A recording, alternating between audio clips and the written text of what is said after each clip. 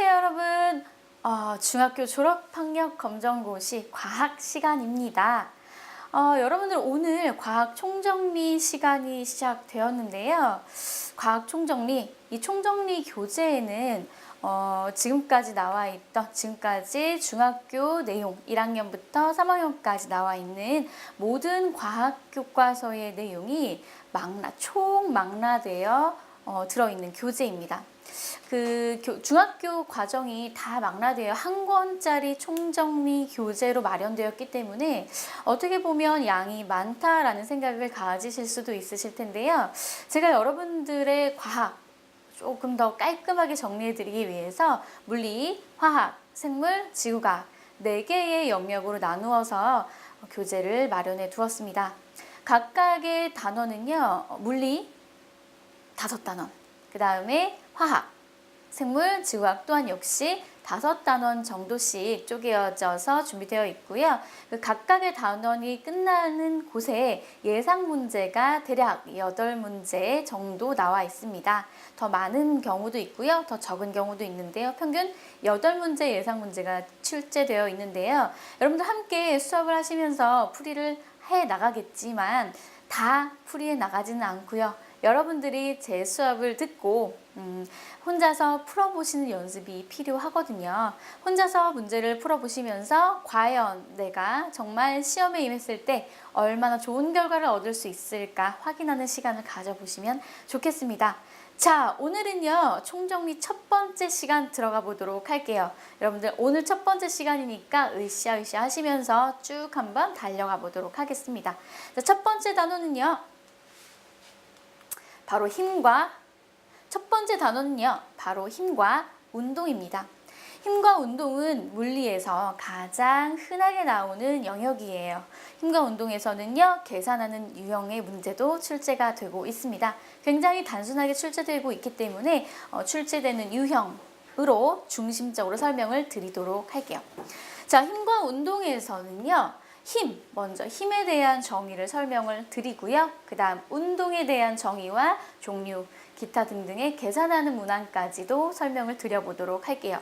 자, 힘인데요. 힘은요, 우리가 평상시에 사용하는 힘을 의미하는 게 맞고요. 물체의 모양이나 운동 상태를 변화시킬 수 있는 것, 그게 바로 힘이라는 거예요. 물체의 운동 상태도 변화시키지 못했고 모양도 변화시키지 못했다. 그럼 힘을 가했다라고 표현하지 않습니다. 이게 바로 과학에서 말하는 힘이 되겠죠. 자, 이 힘의 단위는요, 뉴턴이라고 읽고요. 대문자 N이라고 씁니다. 자, 이것은요, 왜 뉴턴이라고 읽느냐? 바로 뉴턴이라는 과학자가 발견해낸 과학 어떤 내용이기 때문이에요. 자, 그렇다면 밑에 한번 볼까요? 힘의 3요소가 있습니다. 이 화살표 하나로 힘의 3요소가 정리가 되는데요. 자, 화살표가 시작되는 점이 여기 있네요. 바로 힘이 작용되는 점이에요. 그래서 그것을 힘의 작용점이라고 이야기하고요. 힘이 시작되는 점에 점을 콕 찍고 쭉 길게 그리죠. 화살표를 그리기 위해서 쭉 그리는 이 부위가 바로 힘의 크기인데요. 힘의 크기는 화살표의 길이로 나타내고 있습니다. 그 다음 화살촉의 방향이 가리키는 방향이 있죠. 자, 이 화살촉이 가리키는 방향이 바로 힘의 방향을 의미하고 있습니다. 이 세 가지의 영역이 바로 힘의 3요소라고 하는 영역이 되겠습니다. 자, 두 번째로 힘의 종류를 아셔야 되는데요. 힘의 종류는요, 전체적으로 교과서에 나와 있는, 교재에 나와 있는 힘의 종류는요, 중력, 탄성력, 마찰력, 자기력, 전기력입니다. 이거 말고도 여러 가지 힘이 있겠지만 우리는 중력, 탄성력, 마찰력, 자기력, 전기력까지 교과서에서 다루고 있기 때문에 여러분들 또한 여기까지 학습해 두시면 되겠습니다. 자, 그렇다면 각각의 힘의 종류에 대한 성질 그리고 정의를 설명해 보도록 할게요. 자, 먼저 중력은요, 지구가 물체를 당기는 힘입니다. 지구가 손이 있나요? 없습니다. 하지만 지구 중심에서 지구 주변에 있는 우리 인간이라던가 사물이 밑으로 떨어지게 하는 이유는 동그란 지구의 중심이 그 사물과 물체 또는 우리들을 잡아 끌어내리기 때문입니다. 그래서 지구가 물체를 당기는 힘을 중력이라고 하고요. 지구 중심 방향, 즉 지구 중심 방향으로 모든 물체는 떨어지게 되어 있죠. 그래서 중력의 방향은 지구 중심의 방향이다라고 이야기를 하고 있습니다. 그것을 또 다른 말로는 연직 방향이라고 하는데요. 둘 다 같은 의미이기 때문에 적어두었습니다. 여러분들 헷갈리지 마시라고요. 그다음 두 번째 힘은요, 바로 탄성력입니다. 탄성력의 경우에는 탄성을 가지고 있는, 탄성을 나타내는 힘이다 라고 아시면 되는데요. 변형되었어요. 가만히 있던 용수철을 제가 쫙 잡아당겨서 용수철의 길이를 변형시켰죠. 그때 변형된 이 용수철이라는 물체가 원래의 상태로 돌아가려고 땡땡하게 잡아당기겠죠. 제가 그 힘을 가한 방향의 반대 방향으로 용수철이 오그러들려고 힘을 주고 있을 거예요. 그게 바로 탄성력이고요. 물체에 가한 힘의 반대 방향으로 탄성력이 작용한다라는 거예요. 제가 물체를 잡아당겼기 때문에 그 반대 방향으로 돌아가야 원래 상태로 갈 수 있겠죠. 자, 세 번째 힘은요, 바로 마찰력입니다. 마찰력의 경우에는요, 우리가 평상시에 많이 버릇했던 그런 힘의 종류가 될 텐데요. 물체와 접촉면 사이에서 운동을 방해하는 힘입니다. 예를 들어서 우리가 등산을 할 때 등산길에 미끄러운 길이 있을 수 있죠. 그래서 등산화를 좋은 거, 아이젠을 끼거나 아니면 고무로 만들어진 등산화를 신고 산을 탑니다. 그 이유는요, 그렇죠, 이 마찰력 때문입니다. 마찰력이 클수록 안전하죠. 마찰력이 크다는 것은 미끄러지는 운동을 방해한다는 얘기예요. 즉, 마찰력은 운동을, 현재 하고 있는 운동, 앞으로 나아가고 있는 운동을 방해하는 힘이다 라고 아시면 되고요. 역시 물체에 가한 힘의 반대 방향으로 작용합니다. 제가 위쪽으로 올라가고 싶은데 바닥이 너무 미끄러워서 밑으로 내려갑니다. 그러면 밑으로 내려가는 것을 방해하는 힘, 즉 밑으로 미끄러지는 것을 방지해주는 등산화와 같은 표면, 그런 것들이 마찰력이 큰 물체가 되겠죠. 자, 자기력과 전기력은 같이 비교하며 설명해 드리도록 할게요. 자기력은요, 자석과 자석 사이에 작용하는 힘입니다. 우리 자석과 자석, 각각 N극과 S극을 가까이 하면 붙으려고 하고 N극과 N극을 가까이 하면 멀어지려고 하는 힘, 알고 계시죠? 자, 그것을 바로 자기력이라고 합니다. 전기력도 마찬가지로 서로 밀어내는 힘, 끌어당기는 힘 두 가지를 모두 가지고 있는데요. 전기력은 전기를 띤 물체 사이예요. 전기는 크게 두 종류가 있는데요. 플러스 전기와 마이너스 전기가 있어요. 플러스 전기와 마이너스 전기 사이에서는요, N극과 S극, 서로 다른 극이 서로 잡아당기는 것처럼 플러스와 마이너스 극도 서로 다른 전기이기 때문에 서로 끌어당기는 힘을 작용합니다. 자, 끌어당기고 미는 힘을요, 우리가 끌어당기는 힘, 미는 힘이라고 표현하지 않고요, 과학 용어로 설명할 수 있겠죠. 바로 인력이라고 얘기를 하면요, 인력, 서로 잡아당기는 힘을 의미합니다. 그래서 인력은 같은 극이 아니라 반대의 극, 또는 전기의 경우에는 다른 전기, 마이너스 플러스, 그다음 N극, X극 사이에서 나타나는 힘이 바로 끌어당기는 힘, 인력입니다. 그 다음 반대로 밀어내는 힘이 있죠. N극과 N극 플러스 전기와 플러스 전기. 이렇게 같은 전기나 같은 극에서는 밀어내는 청력이 작용하고 있습니다. 자, 이제는 이 힘이요, 도대체 어떻게 작용하는지 아셔야겠죠. 지금 제가 설명드린 5종류의 힘은요, 서로 반드시 접촉해야만 작용하는 힘이 있는가 하면 접촉하지 않아도 작용하는 힘이 있습니다. 그래서 접촉해야 작용하는 힘, 바로 탄성력.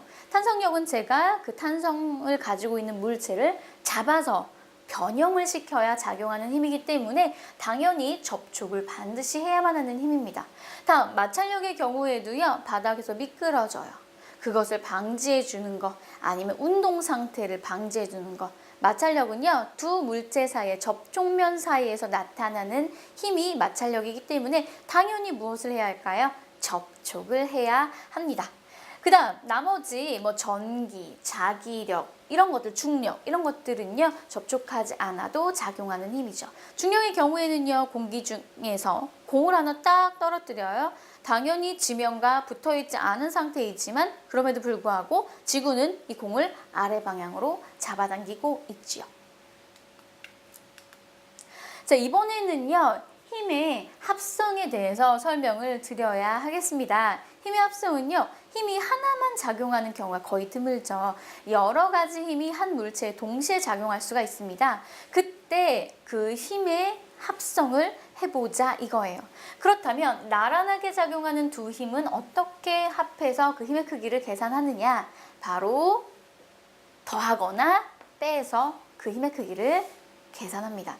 힘의 크기를 계산할 때 왜 더하고 빼요? 네, 힘의 크기는 수치화할 수 있습니다. 어떤 한 친구가 A라는 친구가 5N으로 자, 하나의 물체를 A라는 친구가 5N으로 움직였고요. 반대쪽으로 B라는 친구가 반대쪽으로 2N으로 움직일 수가 있겠죠. 이런 경우에 나란하게 작용을 하고 있습니다. 그죠? 한 직선상에서 힘이 작용하고 있기 때문에 이건 나란하게 작용하는 두 힘이라고 할 수 있어요. 이 하나의 물체에 두 개의 힘이 작용한다면 이 물체는 도대체 어느 방향으로 어떠한 힘이 작용하고 있을까요? 알 수가 없죠? 그래서 이런 것들을 계산하기 위해서 바로 이 내용이 나오는 겁니다. 자, 얘는요, 지금 같은 방향일까요? 반대 방향일까요? 그렇죠. A와 B는 서로 반대 방향으로 힘을 가하고 있네요. 그렇다면 먼저 같은 방향으로 힘을 가하는 C와 비교를 해볼게요. A와 C는 지금 같은 방향으로 힘을 가하고 있죠. A는 5N으로 힘을 가하고 C는 10N으로 힘을 가한다고 해보도록 할까요? 그렇다면 이 A와 C가 B가 지금 작용하지 않을 때를 얘기하는 겁니다. A와 C가 이 하나의 물체에 5N, 10N으로 같은 방향으로 힘을 작용한다면 총 이 물체에는 몇 뉴턴의 힘이 작용할까요? 그렇죠. 자, 몇 뉴턴? 바로 5N 플러스 10N. 그래서 총 이 물체에는요, 이렇게 오른쪽으로 총 15N의 힘이 작용한다라고 표현해 줄 수 있죠. 자, 그 다음에 이제는 이렇게 C를 이제 한번 지워보도록 할까요? C를 지우고 A와 B가 서로 반대 방향으로 물체를 잡아당기고 있다고 해볼게요. 이 둘도 역시 나란한 크기로, 나란한 방향으로 움직이고 있어요. 하지만 반대 방향이죠. 이럴 때는 어떻게 계산할까요? 그렇죠. 딱 봐도 아실 수 있으실 것 같죠? 자, A가 더 큰 힘으로 작용하고 있으니 당연히 누구 쪽으로 끌려갈까요? 물체는 A 쪽으로 끌려갑니다. 그런데요, B가 반대 방향으로 안 돼, 못 가져가 하면서 잡아당기고 있으니 당연히 A가 가한 힘만큼은 다 움직이지 못할 거예요. 자, 얼마만큼일까요? 그렇죠. 5N에서 2N을 빼면 3N만큼 어느 쪽으로 움직일까요? 그렇죠. 힘의 크기가 큰 쪽이 가져가는 거예요. 이것도 역시 오른쪽으로 3N의 힘이 작용하겠구나 라는 것을 여러분들 계산하실 수 있을 겁니다. 이 계산 방법을 간단하게 표현을 해놨는데요. 같은 방향으로 힘을 작용시켰을 때는 더하고 다른 방향으로 반대 방향으로 힘을 작용시켰을 때에는 빼라 라는 거죠. 자, 이제 나란하지 않게 작용하는 두 힘의 합성에 대해서 설명을 해볼까요? 자, 바로 평행사변형법이라는 것을 활용합니다. 평행사변형법이라는 것은요, 서로 나란하지 않은 방향으로 두 힘이 작용하고 있을 때 그 두 개의 힘을 표현하는 화살표와 평행사변형을 그려주는 거예요. 지금 여기 보시면 그 다음 단계가 나와 있죠. 이 각각의 화살표가 바로 직접 가한 힘의 크기를 표현하고 있다면 이 직접 가한 힘의 크기와 평행한 선을 각각 하나씩 그려주어서 평행사변형이 만들어지게 합니다. 그 다음 작용점. 두 힘이 가해진 하나의 물체가 있을 거예요. 그 하나의 물체에 작용점이 찍혀 있겠죠. 그 작용점으로부터 평행사변형의 끝점까지 연결을 해주면 바로 이 화살표 하나가 두 개의 힘을 합성한 결과가 되겠죠. 자, 이렇게 해서 평행사변형법을 이용하여 나란하지 않게 작용하는 두 힘의 합성까지 계산할 수 있을 겁니다. 자, 그렇다면 이번에는요, 이렇게 여러 가지 힘을 합성시킨 후에 힘이 도대체 평형을 이루는 경우, 아무리 여러 군데에서 하나의 물체를 잡아당겼지만 그 물체가 꼼짝도 안 하고 움직이지 않는 경우가 있어요. 비단 무거워서가 아니라요, 아주 가벼운 물체임에도 불구하고 여러 방향에서 그 물체에 힘을 가했을 때 그 물체는 움직이지 않을 수 있습니다. 그 이유는 바로 힘의 평형 때문이에요. 힘의 평형은 각각의 방향에서 잡아당긴 그 힘의 크기가 모두 동일하기 때문에 그 물체에 실질적으로 가해진 힘의 크기가 0이 되는 거죠. 그래서 힘의 평형이란 한 물체에 작용하는 모든 힘의 합력이 0이 될 때, 여기서 중요한 것은 힘의 모든 합력, 하나의 물체에 작용하는 힘의 합력이 0이다라는 게 가장 중요합니다. 0이 될 때 힘의 효과가 나타나지 않아요. 왜 힘의 효과가 나타나지 않을까요? 그 물체에 가해지는 정말 알짜배기 힘이 없기 때문이에요. 아시겠죠? 그래서 이게 힘의 평형이고요. 이때는요, 정지 상태거나 또는 처음의 운동 상태가 될 겁니다. 즉, 힘을 가하지 않은 경우와 같은 상태가 되어 있을 것이다 라는 것을 말씀드리는 겁니다. 자, 이렇게 해서 힘의 평형까지 우리가 학습을 해보았습니다. 그렇다면 이제는 힘에 대해서 모두 마무리를 지었다면 이제 운동 파트로 넘어가 보셔야겠죠? 자, 운동은요, 먼저 표현을 하는 방법을 배우셔야 합니다. 운동은요, 우리가 막 달리는 거, 아니면 물체가 움직이고 있을 때 운동하고 있다라고 표현을 하는데요. 그 운동을 도대체 어떻게 표현하는지. 야, 달려! 자, 너 지금 동쪽으로 달리고 있니? 서쪽으로 달리고 있니? 그쵸? 여러 가지 표현 방법이 있는데요. 먼저 운동의 표현, 정확한 과학에서 말하는 운동의 표현이 무엇인지 학습해 보도록 하겠습니다.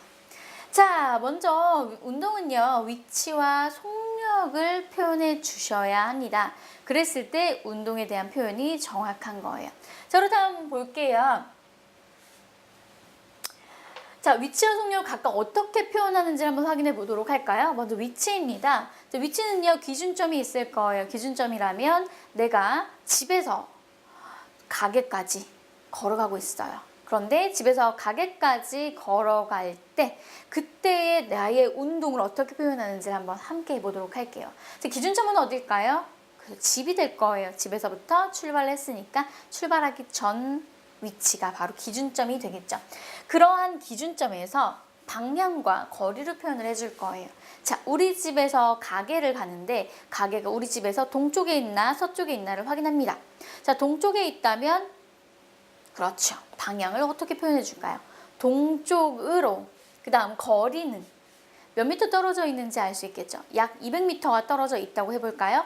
내가 우리 집, 기준점 우리 집에서 동쪽 방향으로 200m 떨어진 가게에 간다라고 표현하는 겁니다. 이게 바로 운동을 표현하는 방법 중에 첫 번째 위치를 표현하는 거죠. 그런데요, 내가 달려갈 수도 있고요. 그 다음 걸어갈 수도 있고요. 자동차를 타고 갈 수도 있고 자전거를 타고 갈 수도 있습니다. 그렇다면 운동을 표현할 때 내가 걸어갈 때와 뛰어갈 때의 운동 상태는 달라지겠죠. 그렇다면 우리는 속력에 대한 표현을 해주지 않을 수 없는데요. 속력과 평균 속력에 대해서도 역시 함께 표현을 해주셔야 바로 운동의 정확한 표현이 되는 겁니다. 운동을 정확하게 표현하기 위해서는 위치와 속력을 함께 표현해 주셔야 한다는 거죠. 그렇다면 속력을 도대체 어떻게 계산하느냐라고 봤더니 자, 여기 이 단위만 보셔도 여러분들 알 수 있어요. 시간당. 자, 이것은요, 세컨이라고 하는 세컨드. 초를 영어로 말하는 거죠. 시간에서 초. 초를 얘기합니다. 한국말로 몇 초인지 1초. 얘는요, S만 써져 있잖아요. 초당, 즉 1초당 몇 미터를 이동했는지. 자, 이것은 미터라고 읽고요. 그쵸? 이건 거리를 의미하는 단위가 되겠죠? 몇 미터, 몇 미터. 1초당 몇 미터씩 이동하는가를 보고 속력을 표현해 줍니다. 그래서 단위가 미터 per second. 얘를 per라고 읽어요. 미터 per second. 초당 몇 미터인가. 그렇다면 얘도 한번 해볼까요? 이것은 hour라고 합니다. hour. 킬로미터. 그럼 얘는 킬로미터 per hour라고 읽을 수 있겠죠. 킬로미터 per hour의 경우에는요, 여러분들 자동차 압률이 그 계기판에 보시면 보이는 단위가 되겠습니다. 바로 속력의 단위가 되겠죠. 자, 이러한 속력을 계산하는 공식은요, 이렇게 됩니다. 속력은 단위 시간당, 걸린 시간분의 이동거리로 계산을 해주어야 계산이 되어지겠죠. 그래서 총 이동거리가 200m고 걸린 시간이 2초다. 2초분의 200m 하면 속력이 나오는 겁니다. 자, 이제는요, 이렇게 운동을 표현하는 방법을 배웠다면 이 위치와 속력을 이용하여 운동을 표현을 했는데 그때 그래프를 어떻게 나타내는지를 확인해 보도록 할게요. 자, 그래프는요, 두 가지 종류의 그래프로 나타낼 수가 있습니다. 먼저 시간과 이동거리로 그래프를 나타내는 경우가 있고요. 시간과 속력으로 그래프를 나타내는 경우가 있어요.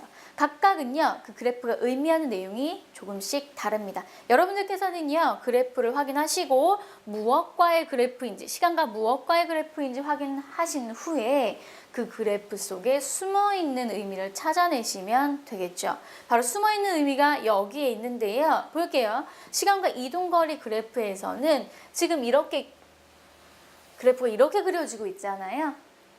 자, 이렇게 그려지는 경우에 지금 이 직선, 이 선에 기울기가 보이실 거예요. 기울기라 하면 이 정도가 있고 더 가파른 기울기, 더 완만한 기울기가 있을 거예요. 완만하냐, 가파르냐가 바로 기울기를 의미하는 거고요.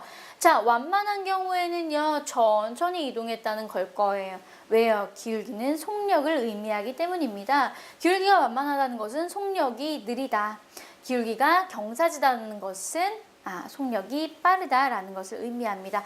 이 그래프에서 여러분, 이동거리와 시간 관계 그래프에서는요, 기울기, 즉 이 선의 그래프가 나타내는 기울기가 속력을 의미한다라는 걸 반드시 기억해 주셔야 합니다. 자, 그 다음 시간과 속력 관계 그래프에서는요, 시간이 있을 거고요, 속력이 있을 거예요. 이 관계 그래프에서는요, 숨어있는 정보가 하나가 있기는 해요. 바로 엄청 재미있는 건데요. 속력이 항상 일정합니다. 시간이 1초, 2초, 3초, 4초, 5초 쭉 뒤로 흘러도 속력은 항상 그 자리입니다. 속력이 일정하다는 것은 멈춰 있다는 걸까요? 아니죠. 10km/h로 계속 달리고 있다는 얘기입니다. 10km/h라면 일정한 속력으로 계속 달린다면 거리는 점점 증가할 거예요. 그렇다면 그 거리는 어떻게 찾아낼 수 있을까요?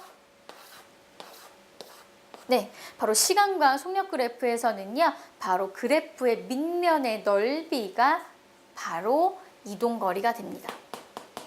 보이시죠? 자, 이동거리는 선생님, 도대체 시간이 정확하게 정해져 있지 않은데 어떻게 이동거리라고 할 수 있나요? 네, 문제에서는요, 몇 시까지, 얼마의 시간까지 이동거리가 얼마니? 라고 물어보는 거죠. 그렇다면 여기에 있는 수치와 여기에 있는 수치를 이용하여 밑넓이, 사각형의 넓이를 구하면 밑넓이를 구하실 수가 있겠죠. 자, 이렇게 해서 그래프를 두 가지 종류를 해석해 보셨어요. 여러분, 이 그래프 문제에 상당히 많이 출제되기 때문에 반드시 기억해 주시고요. 숨어있는 정보를 찾아내는 거 연습해 보셔야겠죠.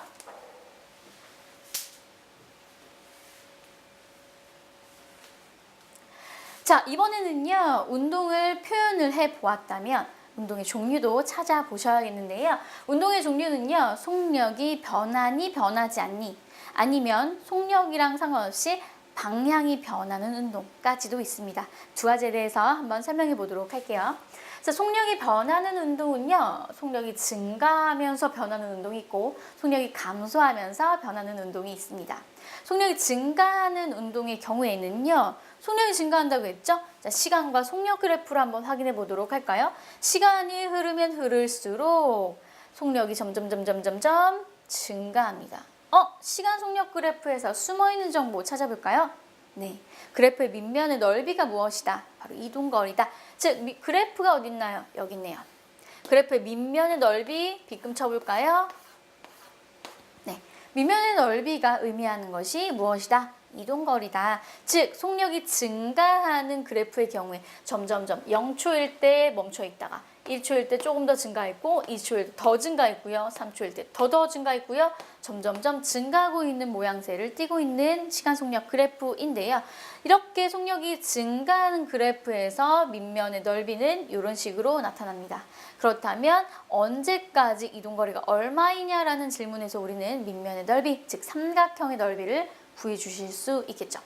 두 번째로 속력이 감소하는 운동도 역시 마찬가지인데요. 그래프 개형이 조금 다르게 생겼다는 걸 알 수 있어요. 자, 시간이 점점 증가합니다. 0초, 1초, 2초, 3초, 4초. 자, 흐를수록 속력은 점점 위에서 아래로 내려가고 있습니다. 자, 역시 마찬가지로 속력이 감소하는 운동이 맞군요. 그렇다면 이때도 숨어있는 정보를 찾아내셔야겠죠. 자, 시간 속력 그래프에서 숨어있는 정보 무엇이다? 그렇죠. 그래프의 밑면의 넓이가 무엇이다? 이동거리이다 라는 것을 알 수 있어요. 그래프의 밑면의 넓이 역시 삼각형의 모양이고요. 역시 시간은 정해져 있을 거고 속력의 값도 정해져 있을 것이에요. 첫 번째, 처음 시작할 때 속력의 수치가 정해져 있을 거예요. 그렇다면 이 삼각형의 넓이 구하는 거 어렵지 않을 겁니다. 자, 이렇게 해서 속력이 변하는 운동 두 가지에 대한 그래프를 설명을 드렸는데요. 그렇다면 이번에는 방향이 변하는 운동으로 들어가 보셔야겠죠.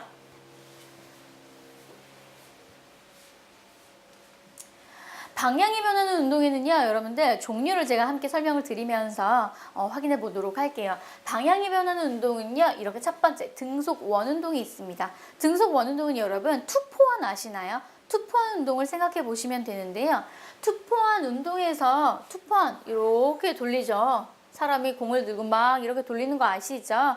그렇다면 그 투포환 운동에서 공을 막 돌립니다. 공은 이쪽 방향 원 모양으로 이렇게 돌아갈 거예요. 그런데요, 우리가 이 공을 잡아 끌죠. 힘의 방향은 이쪽이에요. 즉 여러분들 이 원운동, 등속 원운동에서는요, 이 안쪽으로 작용하는 것이 힘의 방향이고요. 그 다음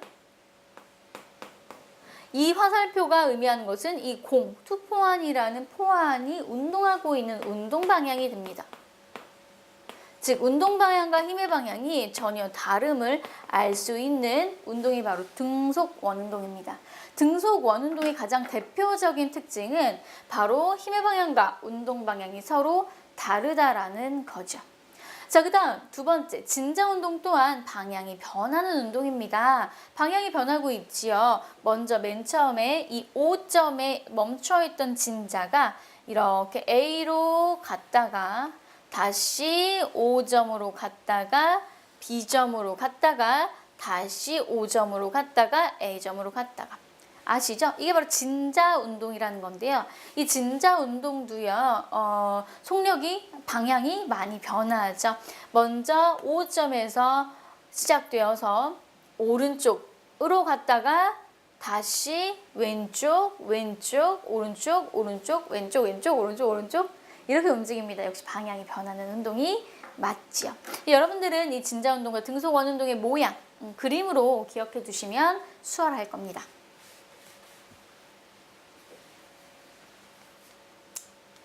자, 이제는요, 속력이 변하는 운동과 방향이 변하는 운동, 뭐든지 간에 변하는 운동을 모두 배웠다고 한다면 변하지 않는 운동도 있습니다. 변하지 않는 운동을 한번 확인해 봐야겠죠. 바로 속력이 변하지 않은 운동입니다. 바로 등속 직선 운동이라고 하는데요. 등속 직선 운동은 속력뿐만이 아니라 방향 또한 변하지 않는 운동입니다. 즉, 등속 직선 운동은 속력과 방향이 모두 변하지 않은 운동이에요. 등속 직선 운동을요, 설명하기에 앞서 그 예를 몇 가지 들어드리면 여러분들 쉽게 이해하실 수 있는데요. 등속 직선 운동의 대표적인 예가 바로 우리 에스컬레이터 또는 무빙 워크. 무빙워크, 공항 가시면 무빙워크가 있어요. 무빙워크의 경우에는 한쪽 방향으로 쭉 이동하고 있죠. 반대 방향으로 왔다 갔다 하지 않아요. 그렇다면 등속, 같은 속도로 한 방향으로 직선 운동을 하고 있죠. 커브도 없어요. 그냥 직선 운동만 한다는 것을 알 수 있습니다. 에스컬레이터도 마찬가지입니다. 위로 올라가는 에스컬레이터를 탔을 때 위로 올라가다 내려가다 하지 않습니다. 윗방향으로 쭉 이동하면서 동일한 속도로 이동하고 있는 것을 확인할 수가 있지요. 자, 두 번째는 관성입니다. 관성은 힘이 작용하지 않을 때 옆에서 주변에서 힘을 그 물체에 작용하지 않았어요. 그때 물체가 처음 운동 상태를 계속 유지하려는 성질이에요. 무슨 말인지 아시나요? 자, 힘이 작용하지 않을 때, 자, 예를 들어 이런 거예요. 버스가 계속 달리고 있었어요. 저 앞에 어떤 강아지가 지나가는 것을 보고 운전기사가 갑자기 급브레이크를 밟아버립니다. 강아지를 죽일 수는 없으니까요. 갑자기 급브레이크를 밟는데 우리는 그 안에 타고 있던 우리는 어떻게 될까요? 그렇죠. 계속 앞으로 나아가려고 하기 때문에 나는 그런 간성 때문에 나는 쭉 앞으로 버스와 함께 가고 있다가 멈춘 거니까 나는 계속 앞으로 가려는 처음 운동 상태가 가고 있는 거였잖아요. 앞으로 가려고 합니다. 그래서 너무 앞으로 넘어지죠. 자, 이게 바로 관성인데요. 관성의 예를 한번 들어드릴까요? 자, 돌뿌리. 여러분 막 뛰어가다가 돌뿌리를 보지 못하고 막 뛰어가다가 돌뿌리에 걸렸어요. 전 어떻게 될까요? 네, 넘어집니다. 앞으로. 왜? 네, 제가 앞으로 막 달려가고 있었기 때문에 앞으로 계속 달려가려는 처음 운동 상태를 유지하려고 하겠죠. 그렇다면 돌뿌리에 걸려도 넘어지지 않고 돌뿌리에 걸리면 앞으로 넘어지는 거예요. 앞으로 넘어지는 이유는 앞으로 나아가고 있는 처음 운동 상태를 유지하려고 하기 때문이죠. 두 번째는 버스를 탔을 때 버스의 급출발 또는 급정거 상태에서 급출발 상태에서는 어떻게 될까요? 내가 정지해 있는 상태죠. 정지해 있는 상태에서 급하게 출발을 하면 나는 계속 그 자리에 정지해 있으려는 성질 때문에 뒤쪽으로 넘어집니다. 뒤쪽으로 넘어지고요. 그 다음 급정거를 했을 때는요. 내가 앞으로 버스와 함께 나아가고 있었는데 갑자기 멈춰버리니 버스는 멈추고 나는 앞으로 나아가려는 관성 때문에 앞으로 넘어집니다. 되시겠죠? 돌뿌리 또한 앞으로 넘어집니다. 자, 이런 것들이 관성을 설명하고 있는 예가 될 수 있습니다. 자, 관성에 대해서는요, 이렇게 예에 대해서 질문이 종종 있기 때문에 여러분들 한 번 더 실생활 속에서 관성이 작용하는 예가 무엇이 있는지 확인해 보시면 좋겠습니다. 자, 이제는요, 이렇게 힘과 운동을 마무리를 모두 짓고요. 예상 문제를 몇 가지 풀어보고 넘어가도록 해야겠죠? 지금까지 학습한 내용 중에서 여러분들 예상 문제 함께 보시면서 이건 이렇게 푸는 거구나 깨달아 가시면 좋겠습니다. 자, 2번 문제 먼저 볼게요. 다음은 시간과 속력의 관계를 나타낸 그래프이다. 이 물체가 3초 동안 이동한 거리는, 자, 그래프 주어졌죠? 그래프 보시자마자 여러분들 뭘 확인해야 될까요? 네, 숨어있는 정보를 찾아라. 시간 속력 그래프에서 숨어있는 정보는, 그렇죠, 이동 거리다. 자, 이동 거리는 시간 속력 그래프에서 그래프의 밑면의 넓이더라. 그런데 여기에서는 몇 초 동안 밑면의 넓이를 구하면 될까요? 3초 동안의 밑면의 넓이를 구해 보도록 할까요? 자, 밑면의 넓이. 자, 여러분들 곱셈하시면 되는 거, 사각형의 넓이 3 곱하기 3초 곱하기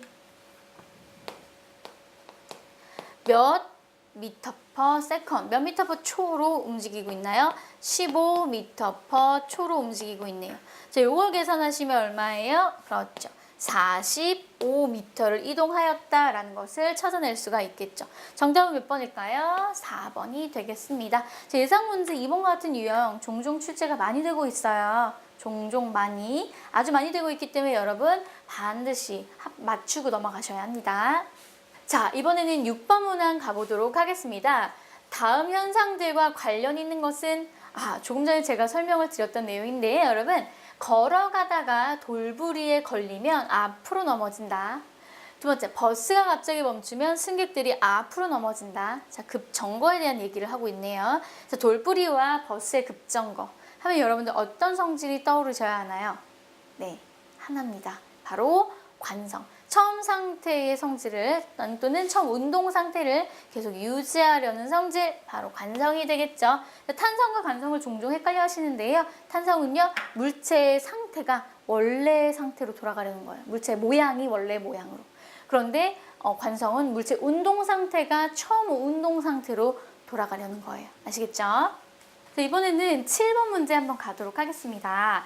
마찰력이 작아야 편리한 것은 산을 오를 때, 다음 성냥개비에 불을 켤 때, 눈썰매를 타고 내려갈 때, 자동차 갑자기 정지할 때. 자, 한번 생각해 볼게요. 이건 살짝 생각을 요하는 문항이 되겠죠. 자, 마찰력이 작아야 좋다는 것은 마찰력, 즉 잘 미끄러져야 좋다는 얘기예요. 잘 미끄러지지 않는다는 것은 마찰력이 커야 좋다는 거고요. 그렇다면 마찰력이 작아야 돼? 미끄러져도 돼. 미끄러져야 좋은 것. 자, 그런 것이 무엇이 있을지 4개 중에서 찾아보시면 되겠는데요. 산을 오를 때 자주 미끄러지면 안 되겠죠. 자, 성냥개비에 불을 켤 때 마찰이 커야 빨리 불이 붙겠죠. 자, 눈썰매를 타고 내려갈 때는 미끄러져야 합니다. 쑥 빠르게 내려가야 재밌거든요. 그래서 눈썰매를 타고 내려갈 때는 마찰력이 작아야 잘 미끄러질 거예요. 4번째, 자동차가 갑자기 정지할 때, 자동차가요, 갑자기 정지할 때 마찰력이 너무 작으면 쭉 앞으로 미끄러져서 앞에 사고가 날 수 있어요. 그래서 갑자기 정지할 때는 마찰력이 크면 바로 정지할 수 있겠죠. 정답은 3번입니다. 눈썰매를 타고 놀 때는 잘 미끄러져야 좋다라는 거죠. 자, 마지막 문제 풀고 이번 시간 마무리해 보도록 할 건데요. 자, 8번 문제를 풀면서 이번에 마무리를 해보도록 할게요. 자, 그림과 같이 물체의 두 힘이 서로 반대 방향으로 작용할 때 물체가 받는 힘의 합력의 크기와 방향은 어느 쪽인가 라는 거죠. 자, 조금 전에 설명을 드릴 때 이런 내용들에 대해서 함께 설명을 해보았는데요. 자, 가운데 물체가 크게 있습니다. 자, 오른쪽으로 6N, 왼쪽으로 9N의 힘을 작용하였네요. 자, 이 물체는 어느 방향으로 움직일까요? 그렇죠. 당연히 힘의 크기가 큰 쪽으로 이동을 할 거예요. 바로 왼쪽으로 이동을 할 거고요. 대신 9N을 다 가져가지 못해요. 왜요? 6N으로 야 가져가지 마 라고 얘기하고 있는 반대 방향으로 작용하는 힘이 있기 때문에 큰 숫자에서 작은 숫자를 빼주면 9N에서 6N을 빼준 만큼, 즉 3N만큼 왼쪽으로 움직인다라는 거 계산하실 수 있으시겠죠? 정답은 2번이 되겠네요. 자, 이렇게 해서 여러분 8번 문항까지 우리가 쭉 달려보았는데요.